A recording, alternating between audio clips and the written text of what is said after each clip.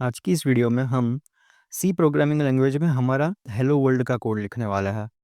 Hello world काफ़ी ज़्यादा languages में एक बेसिक कोड माना जाता है एंड वो सबसे स्टार्टिंग कोड है जो लोग इस उस लैंग्वेज को सीखते वक्त लिखते हैं।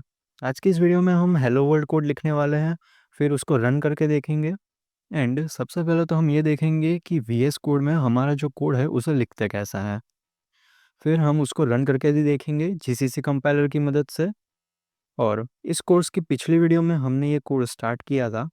साथ ही साथ उस वीडियो में हमने सी के बारे में कुछ बात की थी कि उसको सीखने के फ़ायदे क्या हैं एंड वो आपको कैसे हेल्पफुल होगी। वेल, आज की इस वीडियो में हम हमारा पहला कोड लिखने वाला है। तो चलिए, बिना किसी देरी के आज की इस वीडियो को स्टार्ट करते हैं। इस वीडियो को स्टार्ट करने से पहले मैं एक और बात याद दिला दूँ। लास्ट वीडियो में मैंने कहा था कि इस वीडियो को देखने से पहले आपको अपने डिवाइस में वीएस कोड और जीसीसी कंपाइलर इन दोनों चीज़ों को इंस्टॉल कर लेना है। सो आई होप आप लोगों ने वो कर ली होगी। अब यहाँ पे हम वीएस कोड को ओपन कर लेते हैं। अब जिन्होंने वीएस कोड को डाउनलोड किया था पहली बार उन लोगों को कुछ ऐसा इंटरफेस दिखा होगा। सो यहाँ से हम इसे स्टेप बाय स्टेप आगे बढ़ाने वाले हैं। अब सबसे पहले मैं इसको मैक्सिमाइज़ कर देता हूँ एंड उसके बाद ये वेलकम पेज को इसको क्लोज़ कर देता हूँ, इसका कोई काम नहीं है।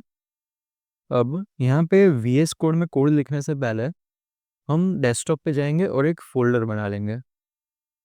यहाँ से एक फ़ोल्डर एंड फ़ोल्डर का नेम मैं दे देता हूँ सी कोडिंग, ऐसे ही।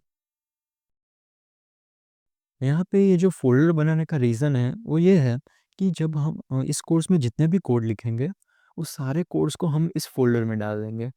जिससे होगा ये कि हमें जब भी कोई कोड की ज़रूरत होगी, तो हम इस फ़ोल्डर से डायरेक्टली वो कोड उठा लेंगे। यानी कि जब भी हमें ज़रूरत पड़ेगी तब हमें इधर-उधर ढूँढना नहीं पड़ेगा।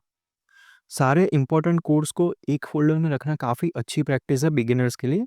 आई हाइली रिकमेंड कि आप लोग भी ऐसे फ़ोल्डर बना के उसमें कोड रखें, जिससे आपका जो कोड है उसको ऑर्गेनाइज़ करने में आपकी हेल्प मिलती है।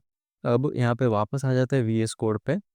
सो यहाँ पे हमें जो ओपन फ़ोल्डर का ये जो बटन दिख रहा है ब्लू वाला, यहाँ पे हम क्लिक कर देते हैं एंड उसके बाद मैंने डेस्कटॉप पे ये फ़ोल्डर रखा था, तो मैं यहाँ पे डेस्कटॉप पे जा रहा हूँ और यहाँ पे मुझे ये फ़ोल्डर दिख गया सी कोडिंग का। अब इस फ़ोल्डर को मैं यहाँ से सिलेक्ट कर लूँगा। तो आप देख सकते हैं कि यहाँ पे ये फ़ोल्डर ओपन हो चुका है। अब यहाँ पे आपको ये कुछ ऐसा पॉपअप दिखेगा, यहाँ पे आपको simply yes I trust the author's उस पे क्लिक कर देना है। साइड में ये एआई एजेंट का ओपन हो जाएगा, उसकी आपको ज़रूरत नहीं है बट मैं स्टिल वो आपको सिखाऊँगा। अभी के लिए यहाँ पे ये वेलकम पेज उसको भी क्लोज़ कर देते हैं। तो अब यहाँ पे देख सकते हैं कि यहाँ पे हमारा जो सी कोडिंग है, वो हमारा फ़ोल्डर का जो नेम है वो आ चुका है। इसका मतलब ये है कि अब हम इस फ़ोल्डर में जितनी भी फाइल्स क्रिएट मतलब यहाँ पे हम जितनी भी फाइल्स क्रिएट करेंगे, वो सारी इस फ़ोल्डर में सेव होने वाली हैं। तो यहाँ पे हम सबसे पहले एक फ़ाइल क्रिएट कर लेंगे एंड इस फ़ाइल को मैं कह रहा हूँ C02.c और ये एंटर। अब हमने ये यहाँ पे फ़ाइल ये क्रिएट कर ली है C02 नाम की। अब अगर हम हमारे सी कोडिंग वाले फ़ोल्डर को ओपन करें तो आप यहाँ पे देख सकते हैं। ये जो फ़ाइल है वो ऑटोमेटिकली इस फ़ोल्डर में क्रिएट हो गई है। अब वापस वीएस कोड पे आते हैं। ओके, सो सबसे पहले तो ये जो C02 है, वो इस फ़ाइल का नेम है एंड इसके बाद में ये जो डॉट करके जो हमने सी लिखा है, उसका क्या मतलब है? अब ये जो डॉट सी है, उसको हम कहते हैं एक्सटेंशन। यानी कि जितनी भी टाइप की फ़ाइल होती है, उन फ़ाइल के नेम के पीछे डॉट लगा के एक चीज़ लिखी जाती है एंड वो डिफ़ाइन करता है कि आपकी जो फ़ाइल है वो कैसी है। जैसे अगर आपकी फ़ाइल कोई वीडियो है, तो उसके पीछे डॉट लगा के MP4 या फिर MKV ऐसे एक्सटेंशन होते हैं। वो एक्सटेंशन बताते हैं कि आपकी ये जो फ़ाइल है, वो एक वीडियो फ़ाइल है। अब जैसे ही आपकी एक कोई म्यूज़िक फ़ाइल हो गई, तो म्यूज़िक फ़ाइल में पीछे आपके नाम के पीछे लिखा होगा डॉट MP3। अब यहाँ पे MP3 ये बताता है कि हमारी ये जो फ़ाइल है, वो एक म्यूज़िक फ़ाइल है। वैसे ही हमने यहाँ पे जो डॉट सी लिखा है, उसका मतलब ये है कि ये जो फ़ाइल है, जिसका नाम C02 है, वो एक सी लैंग्वेज की फ़ाइल है एंड इसमें हम जो लिखेंगे वो सी लैंग्वेज में होगा। सो यहाँ पे हम फर्स्ट लाइन से हमारा जो बेसिक कोड है उसको स्टार्ट करते हैं। अब ये इंक्लूड ओके। अब ये देखिए, जैसे ही मैंने कुछ ऐसा INC लिखा, तो यहाँ पे आप देख सकते हैं कि ये बहुत सारी चीज़ें मुझे ऑटोमेटिकली सजेस्ट कर रहा है। एंड ये चीज़ मैंने लास्ट वीडियो में भी कही थी कि आईडी आपको कुछ फैसिलिटीज़ प्रोवाइड करता है कोड को अच्छे से लिखने के लिए। तो ये रहा, देखिए यहाँ पे मैंने सिर्फ IN लिखा है एंड मुझे ये कुछ चीज़ें सजेस्ट कर रहा है। अब मुझे यहाँ से इंक्लूड लिखना है, तो मैं इस पे क्लिक करूँगा और ये ऑटोमेटिक यहाँ पे पूरा लिख गया। ये फ़ायदा है आप एक प्रोफेशनल आईडी को यूज़ करने का। अब कोड को आगे बढ़ाते हैं एंड अगेन ये देखिए, जैसे-जैसे मैं लिख रहा हूँ मुझे कुछ चीज़ें सजेस्ट हो रही है। इससे आपको फ़ायदा ये होता है कि आपको काफ़ी ज़्यादा चीज़ें याद नहीं रखनी पड़ती, बट ये ऑटोमेटिकली जैसे आप कोड लिखते जाएँगे आपको ये याद होती जाएगी। अब यहाँ से स्टूडियो एंड फिर इंट मेन और ये फिर प्रिंट एफ फंक्शन। ओके।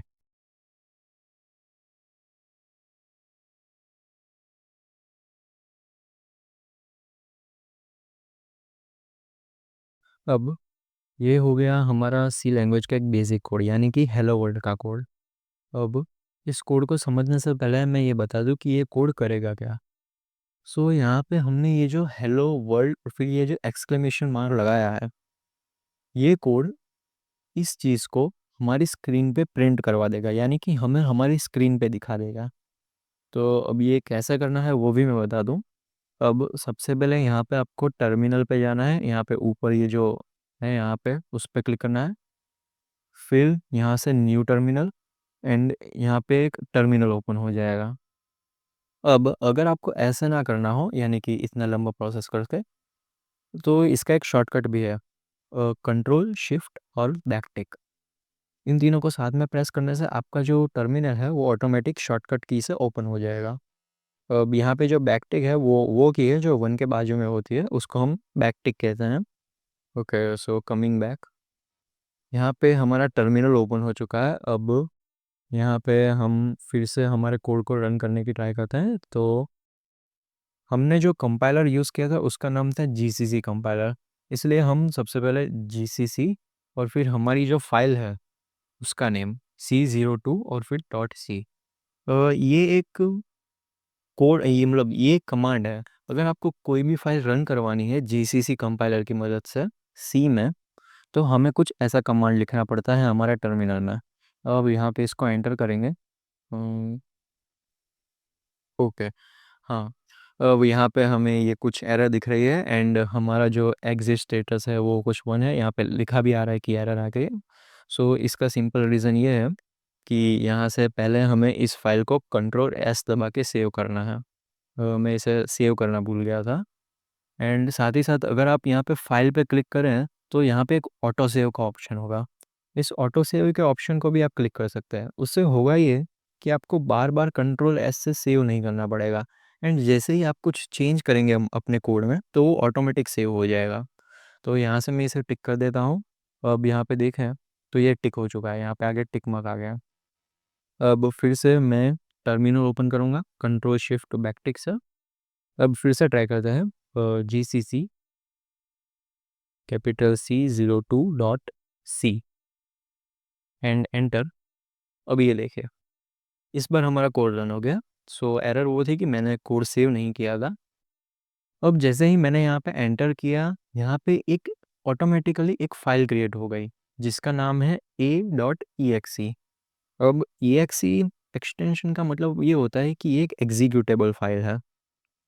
जैसे कि आप अपने कोई भी ऐप चलाते हैं, जैसे कि हमारा जो VS कोड ऐप है या फिर मोबाइल में कोई भी एप्लीकेशन जैसे कि कोई गेम या फिर व्हाट्सअप हो गया, वो सारी एक ऐप है एंड उन सभी का जो एक्सटेंशन होता है वो होता है एग्जीक्यूटेबल, EXE। वैसे ही यहाँ पे भी हमें एक EXE बन चुका है। सो ये बेसिकली एक एक ऐप है जो हमने सी से बनाई है। अब हमें इसको अगर रन करना है तो हम ये लिखेंगे डॉट और फिर /a और फिर .exe। अब इसको एंटर कर देंगे एंड ये देखिए, जैसे ही हमने ये फाइल को रन किया यहाँ पे हमें हेलो वर्ल्ड नीचे दिखा रहा है। अब ये जो स्क्रीन है मैंने यहाँ पे जो हेलो वर्ल्ड प्रिंट करवाया उसे हम कंसोल कहते हैं। इसके डिटेल में भी हम आगे जाएंगे, बट अभी के लिए ये हमारा आउटपुट रहा कि ये हेलो वर्ल्ड यहाँ पे प्रिंट हो चुका है। सो अब यहाँ पे मैंने आउटपुट के लिखा दिया, बट अब कोड को समझते हैं जो मेन है। यहाँ पे सबसे पहले इस कोड को समझने के लिए आपको 6 टॉपिक्स का आना ज़रूरी है, एंड वो 6 टॉपिक्स हैं। सबसे पहला आता है हेडर फाइल्स, कि हेडर फाइल्स क्या होती है। अरे हाँ। और उसके बाद आता है कि हमारा फंक्शन क्या होता है, एंड फिर हम देखेंगे कि हमारा रिटर्न टाइप क्या होता है। फिर चौथा पॉइंट है कि फंक्शन का नेम क्या होता है, एंड फिर फिफ्थ पॉइंट आएगा रिटर्न ज़ीरो क्या है, एंड जो हमारा सिक्स्थ पॉइंट है वो है कि स्टेटमेंट टर्मिनेटर क्या है।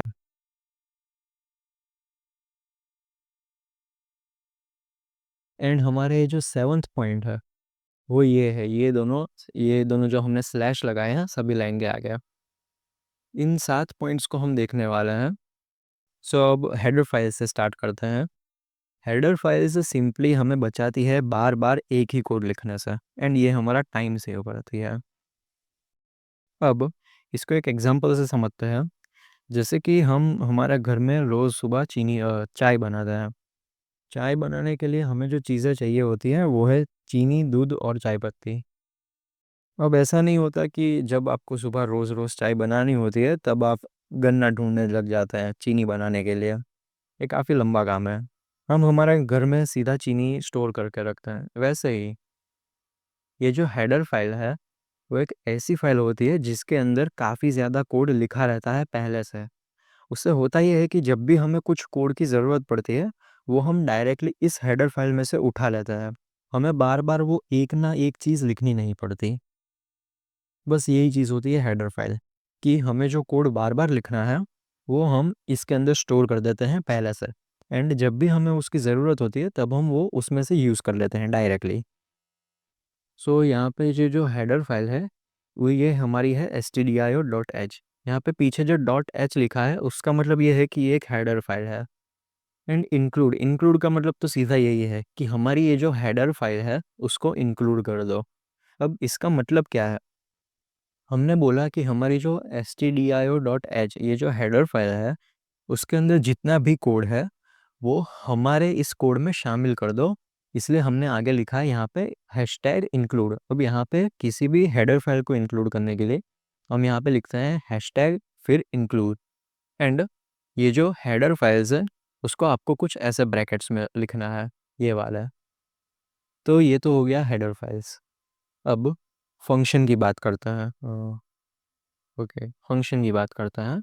सो फंक्शन बेसिकली एक काम होता है कि हम कुछ काम कर रहे हैं। जैसे अगर आप वो चाय बना रहे हैं, सो चाय बनाना भी एक काम हो गया। अब यहाँ पे हमारा जो मेन है वो एक फंक्शन है। यहाँ पे मैंने फंक्शन की बात तो कर दी, अब फंक्शन नेम की बात करते हैं, फोर्थ पॉइंट। सो हम जो भी काम करते हैं उसे हम ये तो नहीं कह सकते कि हाँ कुछ काम कर रहे हैं, उस काम का कुछ नाम भी होगा। वैसे ही हमारा ये जो फंक्शन है उसका हमने नाम रख दिया मेन। वो मेन क्यों रखा वो अभी आपको डाउट होगा, वो आगे की वीडियो में बताऊंगा। अभी के लिए हमारा ये जो फंक्शन है उसे मैंने मेन कह दिया। अब फंक्शन को समझ लिया कि फंक्शन क्या है, वो सिंपली कुछ काम करना है।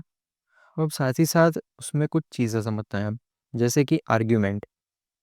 आर्ग्यूमेंट का मतलब ये होता है कि अगर फंक्शन को कुछ काम करना है तो उन चीज़ों की ज़रूरत पड़ेगी, उसके बिना फंक्शन काम नहीं कर सकता। जैसे अगर आपको गाड़ी चलानी है तो उसमें पेट्रोल का होना ज़रूरी है, पेट्रोल के बिना गाड़ी नहीं चलने वाली। सो यहाँ पे जितनी भी हमारी जो आर्ग्यूमेंट होती है वो हम ऐसे इस ब्रैकेट के बाजू में लिखते हैं। यानी कि सबसे पहले हमारे फंक्शन का नेम एंड उसके बाद ऐसे दो ब्रैकेट्स, इन ब्रैकेट्स को पैरेंथेसिस कहते हैं। पैरेंथेसिस के अंदर आपको जो भी आर्ग्यूमेंट देनी हो वो आप यहाँ पे दे सकते हैं। अब अभी के लिए मुझे कोई भी आर्ग्यूमेंट नहीं देनी, सो इसलिए मैंने इस ब्रैकेट को खाली छोड़ा है। यहाँ पे आप ये नहीं कर सकते कि अगर मुझे कोई आर्ग्यूमेंट नहीं देनी तो मैं ये ब्रैकेट हटा दूंगा। ये एक गलत चीज़ है, इसको मत करना क्योंकि इससे एरर आ जाती है। अगर आपको आर्ग्यूमेंट नहीं देना है फिर भी आपको ये ब्रैकेट लगानी है। ओके, अब ये जो हमने यहाँ पे एक करली ब्रेसेस किया है, करली ब्रैकेट्स, इसका भी मतलब समझते हैं। ये करली ब्रैकेट का मतलब ये है कि इस करली ब्रैकेट के अंदर जितना भी कोड है वो सारा इस फंक्शन का है। यानी कि इस ये करली ब्रैकेट जहाँ से शुरू होता है वहाँ से लेके ये करली ब्रैकेट जहाँ पे ख़त्म हो रहा है, इसके बीच में जितना भी ये कोड है वो सारा कोड इस फंक्शन का है। यानी कि ये फंक्शन वो सारी चीज़ें करेगा जो इस कोड के अंदर लिखे हैं। अब हमने करली ब्रैकेट्स भी समझ लिए। अब साथ ही साथ मैं एक चीज़ बताना चाहूँगा कि फंक्शन हमेशा एक ही चीज़ रिटर्न करेगा। यानी कि अगर आपने कुछ स्पेसिफिक इनपुट उसको दिया तो उसका एक स्पेसिफिक आउटपुट ही आपको मिलेगा। इसका एक एग्जांपल से समझाता हूँ मैं। अगर आप कोई गाड़ी चला रहे हैं एंड आपने स्टेयरिंग को लेफ़्ट में घुमा लिया तो आपकी गाड़ी लेफ़्ट में ही घूमेगी। ऐसा नहीं होगा कि बीच रोड पे आपने लेफ़्ट घुमा दिया, अब आपकी गाड़ी खुद सोच रही है कि लेफ़्ट जाना है या फिर राइट जाना है। ये तो प्रॉब्लम हो जाएगी इस बहुत ज़्यादा। तो इसलिए हमारा जो फंक्शन है वो एक बार में अगर हमने उसे कोई एक चीज़ कही है तो वो उसे एक चीज़ ही देगा। हमारा जो फंक्शन क्या देगा उस पॉइंट पे आते हैं, रिटर्न ज़ीरो। रिटर्न का मतलब ही होता है कि हमें वापस देना। सो हमारा जो फंक्शन है वो रिटर्न ज़ीरो, यानी कि हमारा जो फंक्शन है वो हमें ज़ीरो वापस दे रहा है। अब यहाँ पे ज़ीरो का मतलब ये होता है, तो सबसे पहले तो मैं बता दूं, रिटर्न ज़ीरो जो लाइन है वो हमारे कोड की आखिरी लाइन कहलाती है। यानी कि हमारा कोड भले जितना ही लंबा हो, यहाँ पे मैं कुछ डेमो कोड साथ साथ लिख रहा हूँ, उस पर टेंशन मत ले। यहाँ पे हमारा कोड जितना भी लंबा हो, यहाँ पे हम कुछ भी लिख दें, सबसे पहले हमें ये ध्यान रखना है कि हमारी जो रिटर्न ज़ीरो वाली लाइन है वो हमेशा कोड के आखिरी लाइन होगी। सो अभी के लिए मैं इसको डिलीट कर रहा हूँ। ओके, नहीं, साथ साथ एक चीज़ और समझा देता हूँ। यहाँ पे आप ये नहीं कर सकते कि रिटर्न ज़ीरो पहले आ गया और फिर आपके इसने नीचे कुछ यहाँ पे ऐसा लिख दिया। अब ये मत करना। रिटर्न ज़ीरो हमेशा हमारी लास्ट लाइन लेनी चाहिए हमारे कोड में। रिटर्न ज़ीरो का मतलब क्या है? रिटर्न ज़ीरो का मतलब ये है कि हमारे फंक्शन में सभी काम कर लिया एंड उसको जो भी करना था उसने वो कर लिया। अब उसके हिसाब से उसको कुछ रिटर्न करना है। एंड इसीलिए मैंने कहा था कि यहाँ पे कुछ मत लिखना। इसका मतलब ये होता है कि फंक्शन ने अपना काम कर लिया, उसने कुछ रिटर्न कर दिया, तो अब यहाँ पे हमने जो भी लिखा होगा वो तो कभी आएगा ही नहीं, वो तो कभी यूज़ में ही नहीं आएगा। इसलिए हम रिटर्न ज़ीरो के नीचे कुछ भी नहीं लिखते। ओके, अब यहाँ पे हमारा फंक्शन हमें जो रिटर्न कर रहा है वो ज़ीरो है, ज़ीरो। सो ज़ीरो का मतलब ये होता है, जब हम रिटर्न ज़ीरो लिखते हैं उसका मतलब ये होता है कि हम हमारे कंप्यूटर से कह रहे हैं कि हमारा जो कोड है वो सक्सेसफुली रन हो गया है।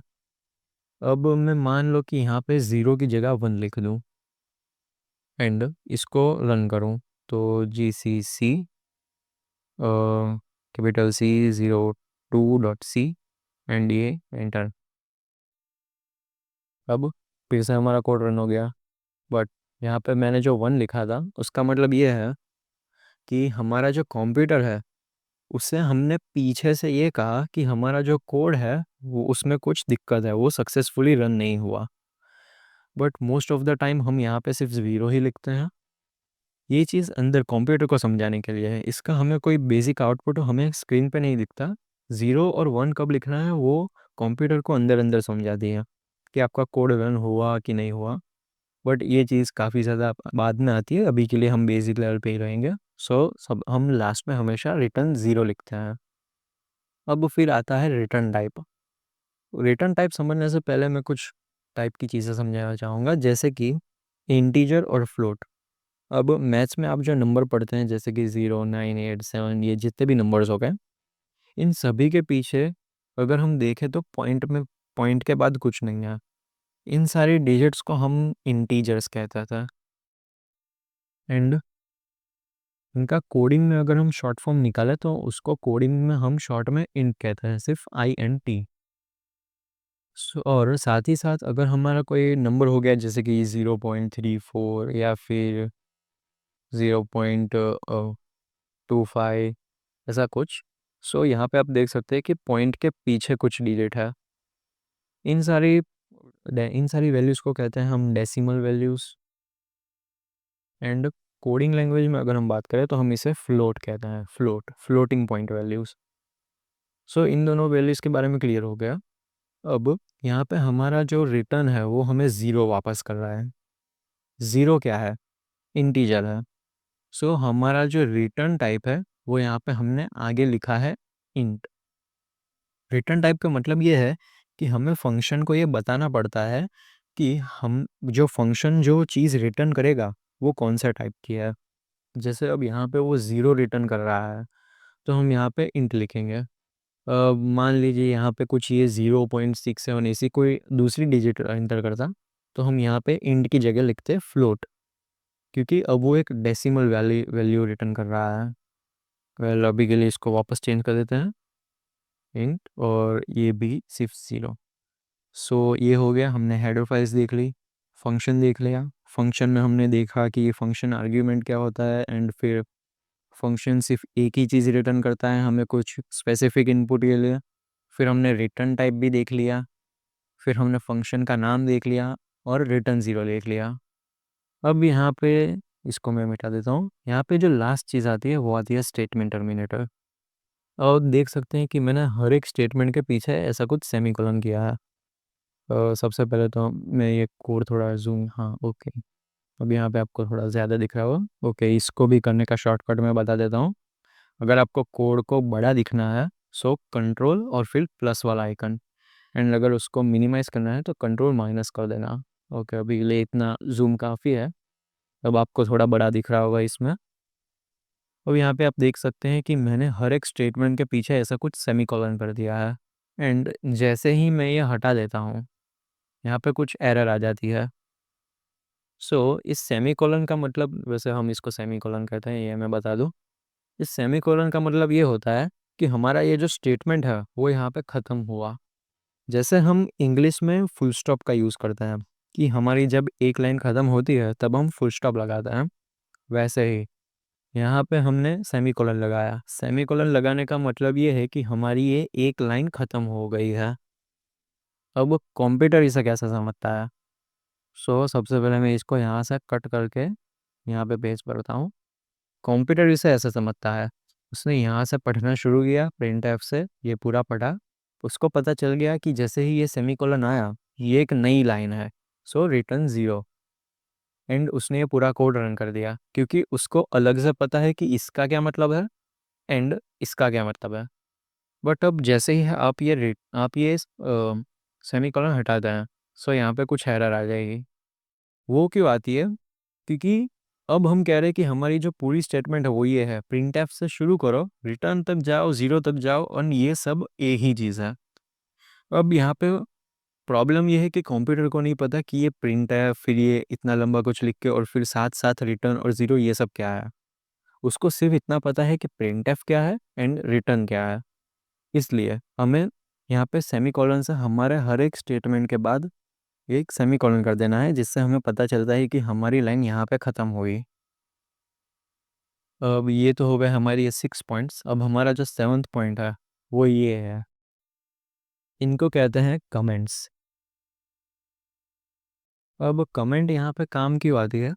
वेल जब अगर आप ग्रुप में काम कर रहे हैं 6-7 लोग के या फिर उससे भी ज़्यादा, जो कि प्रोफेशनल लेवल टीम्स में भी होता है, तो आपका ये जो एक कोड है, जैसे कि मैंने ये एक कोड लिखा, वो हमेशा हमारे पास नहीं रहता, वो सर्कुलेट होता रहता है, मतलब कि ऐसे इधर उधर होता रहता है बाकी टीम मेंबर्स के कंप्यूटर में। सो यहाँ पे होता क्या है कि सब लोग कुछ ना कुछ चेंज करते हैं, तो ये उन लोगों को कम्युनिकेट करने के काम आता है। जैसे कि यहाँ पे मैंने कुछ भी लिख दिया, हेलो दिस, क्या हो रहा है, दिस, अरे वाह, फिर से this is our first code. यहाँ पे मैंने ऐसा कुछ भी लिख दिया। अब जैसे ही मैं इसे हटाऊंगा तो एरर आना शुरू हो गई। इसका इसका रीज़न ये है कि हम हमारी जो नॉर्मल इंग्लिश है वो यहाँ पे नहीं लिख सकते। वो सिंपली एक एरर दे देगी क्योंकि ये कोई सी लैंग्वेज नहीं है। अब इसको हम जैसे ही कमेंट कर देंगे तो सी से चला जाएगा, अब कोई एरर नहीं आएगी। इसका मतलब ये है कि कमेंट के अंदर जितनी भी चीज़ लिखी होगी वो कभी भी एक एरर नहीं प्रोड्यूस करेगी। वो जैसी है वैसी है। कोड उसको मतलब हमारा जो कंपाइलर है वो उसको ऐसे ही छोड़ देगा, उसे वो कभी नहीं देखेगा। कमेंट्स जनरली होते हैं हमारे देखने के लिए। जैसे कि अब मुझे मेरे दूसरे टीममेट को कहना है कि यहाँ पे जो सेकंड लाइन है कोड की, अरे उसमें एक काम करना है कि यहाँ पे मुझे एक स्कैनफ भी लगा देना है। ऐसे ही मैंने लिख दिया मेरे किसी टीममेट को इन्फॉर्म करने के लिए कि यहाँ पे क्या करना है। बस इसी तरह आपको यहाँ पे काम आते हैं कमेंट्स। ऐसा हम कुछ भी लिख सकते हैं जो हमें बाद में पढ़ने के लिए काम है और वो हमें कुछ इन्फॉर्म करा। जैसे कि मैं यहाँ पे भी लिख दूँ कि ये जो प्रिंट एफ है वो एक फंक्शन है एंड वो हम क्या करेगा, वो प्रिंट करेगा हेलो वर्ल्ड को। वैसे मैंने ये दिया। अब ये यहाँ पे सिंपली मुझे बता रहा है कि हाँ प्रिंट एफ फंक्शन है और वो हेलो वर्ल्ड को प्रिंट करेगा। एंड बस यही होता है कमेंट। अब लास्ट चीज़ जो मैं कमेंट के बारे में बताना चाहूँगा, जैसे कि अगर आपको कोई भी ऐसे मैंने यहाँ पे कुछ भी लिख दिया एंड अगर आपको यहाँ पे इसे कमेंट करना है तो वी एस कोड में आप ऐसे डायरेक्ट कर सकते हैं सिर्फ कंट्रोल और फिर फॉरवर्ड स्लैश दबा के। इससे आपका जो लाइन है वो ऑटोमेटिकली कमेंट आउट हो जाएगा। और साथ ही साथ हमारे पास दो टाइप के कमेंट्स होते हैं। पहला आता है सिंगल लाइन कमेंट, यानी कि ये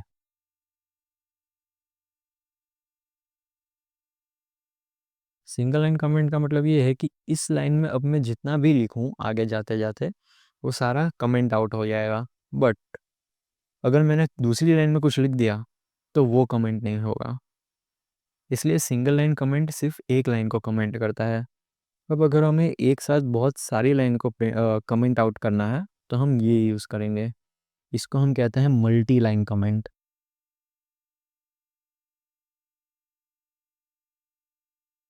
अब यहाँ पे आप देख सकते हैं कि ये जो दो ब्रैकेट मैंने लगाए हैं, मतलब ब्रैकेट तो नहीं, ये जो मैंने स्लैश और उसके बाद जो एस्टेरिस्क लगाया है उसके अंदर अब मैं जो भी लिखूं वो हमेशा एक कमेंट माना जाएगा। पहले क्या होता था सिंगल लाइन कमेंट में कि सिर्फ यहाँ पे एक ही लाइन में जो होता था उसको कमेंट करते थे। अब यहाँ पे इसके अंदर जितनी भी चीज़ें हैं वो सारी एक साथ कमेंट हो जाएगी। सो आज की इस वीडियो के लिए इतना ही था। हमने हमारी जो बेसिक कोड है हेलो वर्ल्ड का वो लिखा एंड उसके बाद हमने 6 पॉइंट्स को देखें कि header file, function, return type, function name, return zero और स्टेटमेंट टर्मिनेटर ये क्या होता है।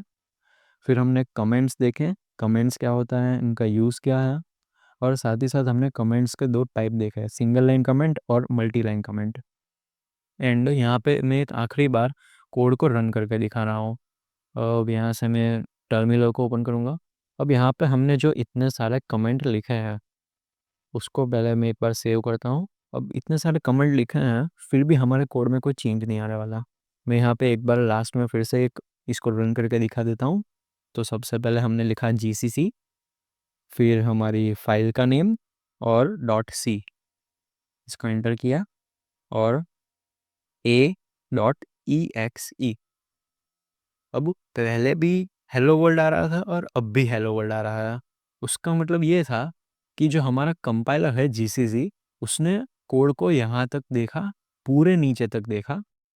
बट जैसे ही उसने देखा कि ये जो डबल स्लैश लगाए हैं एंड ये फिर ये जो मल्टी लाइन कमेंट की है वो सारी कमेंट है, सो उसने इसको सिंपली इग्नोर कर दिया।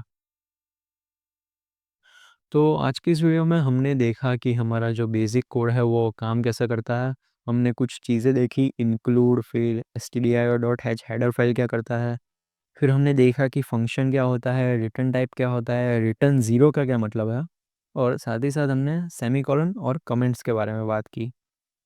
अब नेक्स्ट वीडियो में हम देखने वाले हैं कि ये जो हेलो वर्ल्ड है वो आखिर प्रिंट कैसे हुआ। मैं बात कर रहा हूँ प्रिंट एफ फंक्शन की।